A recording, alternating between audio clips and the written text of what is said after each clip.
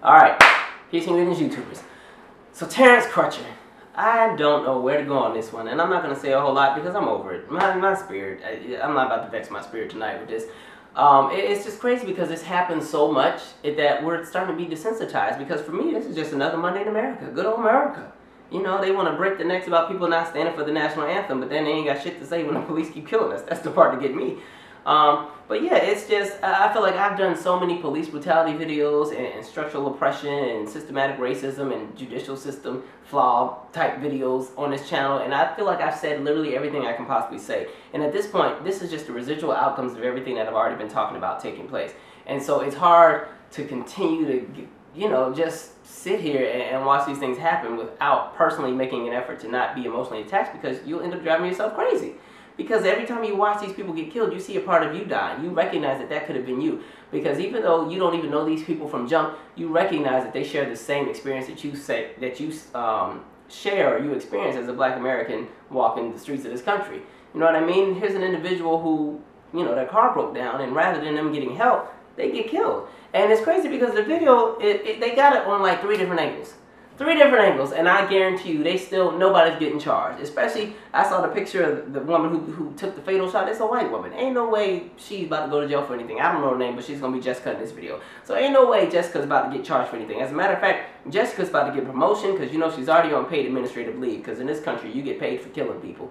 But mind you, let somebody be late for work because the subway was late. Bet you they'd be fired and pay me, doc. But yeah, so Jessica's gonna get a holiday. They're gonna name a block after her, and you know, Jessica, they'll make a law, or just Jessica's Law, and they'll put something in. You know, she might be on Dancing with the Stars next week. And it's crazy because it's like, this is so much bigger than just an individual situation. This is something structural, and this is something that speaks to the mental health of America as a whole. And when I'm talking about mental health, I'm talking about the mental health when it comes to race relations in this country, and the fact that there is an element of white fear, and white people are afraid of us. They always have been. You know, they love our culture, they love our music, they love our food, they love our lingo, they love everything else, but they don't love us. And because of that, they're intimidated. A lot of them are. So when I heard the audio from the helicopter, and the guy's like, "Oh, this is a big bad guy," I'm like, "Yo, you in a helicopter? These people look like ants. You just know this man's black, so all of a sudden he's a big, huge man. Okay, right? Like acting like he's in a helicopter and it's the Incredible Hulk walking down there." And the part that got me, I'm like, it was 5, 6 of y'all, 4 of y'all, however many cops there were. I'm like, y'all shot this man unarmed. What was he gonna do to y'all unarmed? Y'all can't fight? You know, I know they teach y'all some kind of combat, and I know somebody had already shot the man with the taser, and I guess she was like, he ain't falling out fast. So let me just handle it. So she'll say that she thought she had her taser and it was really her gun, and you know, it's crazy. There's no secret that there's a lot of issues with the policing system. I was just reading this article about the Oakland Police Department and how the body cams have been turned off in half of the altercations with police and civilians. And I'm like, there you go. That's the body cam program. You know, they don't even want to turn the thing on.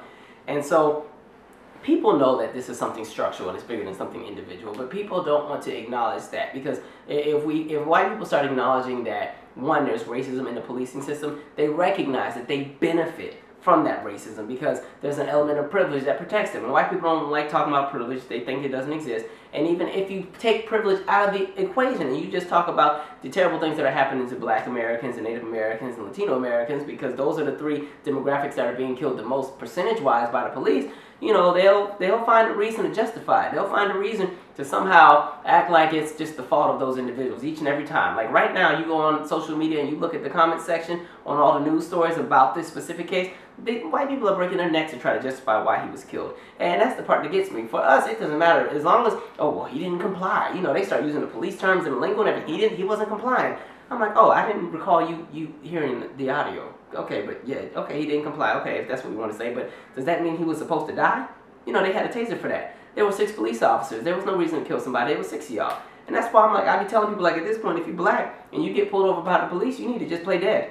Play dead. Play dead. Don't blink, don't move, don't do nothing. You make sure they put you in the ambulance. Make sure the ambulance gets to the hospital. Make sure you get into the hospital bed. And once they start running some tests, then you pop one of them eyes open just to make sure you're in the hospital. They'll probably have you cuffed to the bed, though. And then, yeah, because that might be the only way you might make it. But to be honest, I don't know. They might crush your ribs on purpose when they're trying to resuscitate you doing the CPR on the sidewalk beforehand. So, I don't know. And it's crazy because people will continue to justify us being killed. But then there are so many videos on the internet with crazy white people with machetes and swinging at the cops, and the cops, whoa, whoa. And I mean, the cops will sit here and do this whoa game for 20 minutes with this person. And then finally somebody gets tased. And with us, we don't even get 5 seconds of a video. Like poor Tamir Rice, his police video was 2 seconds. The police were already cocking the gun back when they were putting the car in park. Like they took that little boy out so fast.